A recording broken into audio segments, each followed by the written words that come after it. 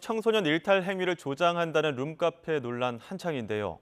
정부와 지자체가 뒤늦게 대대적인 단속에 나선 가운데 일각에선 청소년의 성적 자기결정권을 과도하게 침해하는 게 아니냐는 의견도 나옵니다. 권일남 명지대 청소년 지도학과 교수 화상으로 연결해 좀 더 이야기 나눠보겠습니다. 교수님 나와 계십니까? 네, 안녕하세요. 네, 안녕하십니까? 권일남입니다. 일단 지금 논란의 핵심이 그러니까 모텔과 유사한 신종 룸카페 이것이 이제 청소년 탈선 장소로 지적되고 있는 데에서 시작이 된 겁니다. 어떤 부분이 문제가 됐는지부터 정리를 좀 해볼까요? 우리가 카페라고 얘기하면 굉장히 익숙한 그런 공간이고 예, 대화의 장소라고 볼 수 있습니다만 여기에 룸이라고 하는 용어가 붙으면서 굉장히 사적인 공간으로 이제 변환되었다라는 데 문제가 있는 것 같아요. 예, 그리고 본래의 목적이 일반 음식점이라든지 자유업으로 이용을 하면서 편안하고 청소년들이 또는 누구나 다 휴식을 어, 이용할 수 있는 공간으로 이용이 됐습니다만 그런 목적과 다르게 운영된다는데 이 본 룸카페의 문제점들이 지금 가장 크게 나타나고 있는 게 아닌가 이렇게 생각이 됩니다. 예. 그렇게 다르게 이용되는 부분들, 그런 부분들 때문에 네. 지난 1일 여성가족부도 지금 룸카페란 명칭으로 이렇게 모텔과 비슷하게 영업하는 신변종 룸카페는 청소년 출입 고용 금지업소로 분류를 했습니다. 이 내용도 좀 정리를 해볼까요?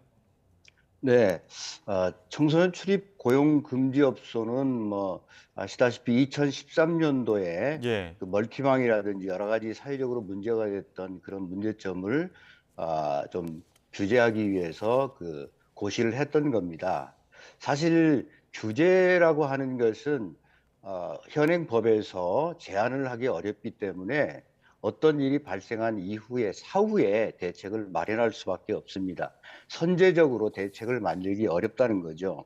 그런데 이제 이러한 룸카페는 여기에 출입 고용금지 업소의 결정고시를 보시다시피 시설 형태의 고용금지, 그러니까 출입 고용금지의 문제점으로 담고 있는 모든 조건을 골고루 갖추고 있다라는 데 문제가 좀 있지 않느냐. 그럼에도 불구하고 이런 고시에 누락이 되어 있다라는 점 때문에 그리고 청소년들이 그와 같은 문제점을 현재 발생이 되고 있기 때문에 지금 이 고시 상태에서 새로운 규제 장소로 지금 등록하고 있고 등장을 하고 있는 게 아니냐라고 볼 수 있습니다. 말씀하신 게 지금 시설 형태, 그러니까 밀실, 밀폐된 공간이라는 게 결국에는 청소년 출입 고용 금지업소로 지정된 이유라고 말씀하셨는데 이게 지금 네. 모텔이나 숙박업처럼 허가를 받아야 되는 게 아니라 그냥 신고만 하면 되는 그런 어떤 운영 형태이기 때문에 이제 문제가 불거지기도 하고 네. 또 앞서 그 단속 사각지대라는 지적들도 있습니다. 그러니까 룸카페 영업 신고할 때 이제 제대로 된 규칙도 설명해 주지도 않고 갑자기 이렇게 마구잡이식으로 단속을 하면 어떻게 하나 이러한 업주 입장도 있는데 이 업주 입장을 어떻게 보십니까? 네, 그분들의 입장도 충분히 일리는 있습니다. 그런데 문제는 그렇습니다. 이 업소를 신청을 할 때 예. 일반 음식점 또는 자유업으로 신청을 하면서 뭐 음료도 팔고 또는 간단한 주류도 팔고 이렇게 하겠다라고 하는 겁니다. 그렇기 때문에 그 시설을 운영을 하면서 현재처럼 밀실, 밀폐 장소 또는 문고리가 있는 이런 공간을 만든다라고 하는 것은 본래의 음. 허가, 즉 우리가 등록하는 목적과 달리 예. 사용된 게 아닌가라고 싶고요. 만약에 숙박업소로 이 등록을 신청을 했다면 아마 정부에서도 꼼꼼히 살펴볼 수 있었지 않았을까라는 점 때문에 본래 등록 부분과 굉장히 다르게 운영되고 있는 점이 좀 문제다. 음. 그래서 아마도 업주분들이 볼멘 목소리도 있습니다만은 본래의 목적과 좀 달리 운영하는 부분이 좀 문제가 된 점, 이 부분이 좀 굉장히 업주분들에게 좀 아쉽다라는 음. 말씀을 좀 드릴 수 있습니다. 교수님 말씀하셨던 그 본래 목적과 다르게 운영되다 보니까 이렇게 밀폐된 공간에서 사실 청소년 범죄 우려가 굉장히 많습니다. 그 부분 때문에 지금 이 논란이 되고 있는 상황인데 룸카페를 숙박업 등 이렇게 허가제로 바꾸거나 혹은 말씀하셨던 그 운영 형태, 밀폐된 공간을 개방형으로 바꾸는 등의 대안들도 거론이 되고 있는데 영업 형태에 대한 대책은 어떤 게 있을까요?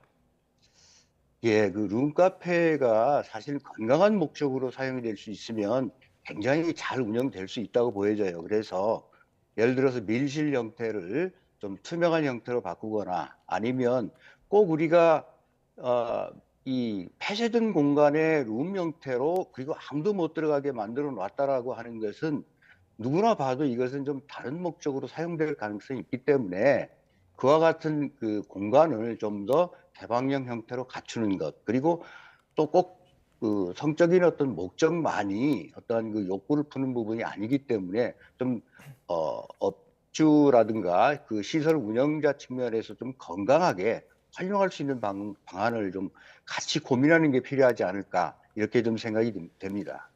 교수님과 이야기 나누면서 옆에 화면 보면은 저게 과연 룸 카페인지 뭐 원룸인지 모텔인지 구분이 안 될 정도로 뭐 침대도 있고 화장실도 구비가 되어 있는 그런 부분들이 있어서 또 논란이 되고 있는데, 그동안 말씀하신 것처럼 멀티방이나 DVD방 같은 경우에도 과거에 비슷한 홍역을 치르고 또 규제가 강화되기도 했습니다. 근데 이게 아무리 단속을 강화한다고 해도 변종업소 계속 또 생겨나고 하지 않습니까? 그래서 네. 단속과 사후 적발만이 능사가 아니다, 더 근본적인 대책이 필요하다, 이런 주장이 나오는데 어떻습니까? 네, 그렇습니다. 사실 우리가 성에 대해서 우리나라의 많은 분들이 겉으로는 그 개방적 사고를 가지고 있다라고 하지만 뒤에서는 또 굉장히 음성적인 태도를 갖고 있는 이중적 태도를 보이는 게 사실입니다. 물론 여러 사람들이 보이는 성에 대한 관점도 차이가 있고요.